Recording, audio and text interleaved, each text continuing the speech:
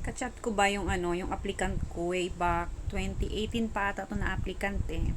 And then nasa Canada na siya ngayon. Nakakatuwa lang kasi naalala ka pang kumustahin. Kachat ko siya and then yun, nagkukwento siya about sa process ng sa pagpunta niya ng Canada. Sabi ko sa kanya, mag-vlog ka dyan kasi papatok yan from Hong Kong to Canada na journey. Oh, dapat nga dati magpo-Poland yan siya eh. Pero nag-apply siya sa Canada and ang bilis ng process niya nung nagkaroon na siya ng employer. Hindi, matagal din naman ang process kasi yung una niyang employer daw kasi refused daw ang visa. So, naghanap na naman siya ng employer ulit. Pero yung process daw, 6 months lang naman talaga.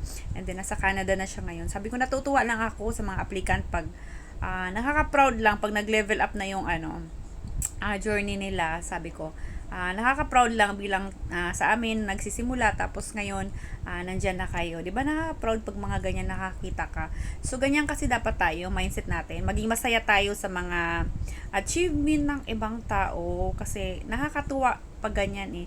Yung nagsusumikap talaga sila na maabot yung pangarap nila na dati na gusto na nga niya mag-Poland dati kasi siguro nababagalan siya, nag-i-inquire na rin siya. Tapos nakita ko na sa Canada na siya and mas okay ang life niya doon. Sahod, yun. Sabi ko, ayan, makukuha mo na ang family mo. Yan yung pangarap niya eh, makasama niya yung family niya. Naghahanap talaga siya ng bansa na pwedeng pagtrabahuan niya na makukuha niya yung family niya. And now, nagsisimula na siya. Nagsisimula na siya sa pangarap niya na malapit na niyang maabot yun. Actually, naabot na niya eh. Yung pagkuha na lang ng family niya ang kanyang pag-iisipan, pag-iipunan, and yun, siya muna ang mag-aano dun sa Canada. And congratulations sa iyo, ay sa proud ako. Marami din kami mga applicant na napunta na sa ibang lugar. Iba-ibang lugar din. Kasi dito sa Hong Kong, nagsisimula sila, nag-iipon, dito nila sinisimulan yung pangarap nila. And then, yun, pumupunta sila sa ibang lugar. Yan nga ang sinasabi namin, yung mga pumupunta ng Poland.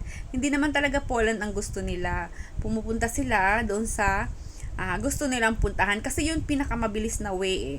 Pupunta sila ng Poland. Yung Poland kasi, yung visa nyo, maraming pwede nyong puntahan. Pwede kayong pumunta ng Spain, sa Paris, mga iba-ibang lugar na pwede mong puntahan.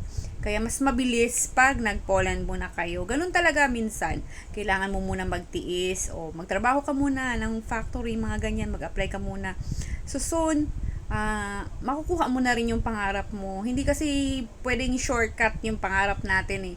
Na gusto mo diretso na, halimbawa galing ka dito sa Hong Kong, gusto mo nang magpunta sa Paris. Hindi kasi pwede. May tamang proseso at saka walang ganun. Siguro kung bakasyon pwede, pero yung magtatrabaho na galing dito, hindi ko siya na may ganun.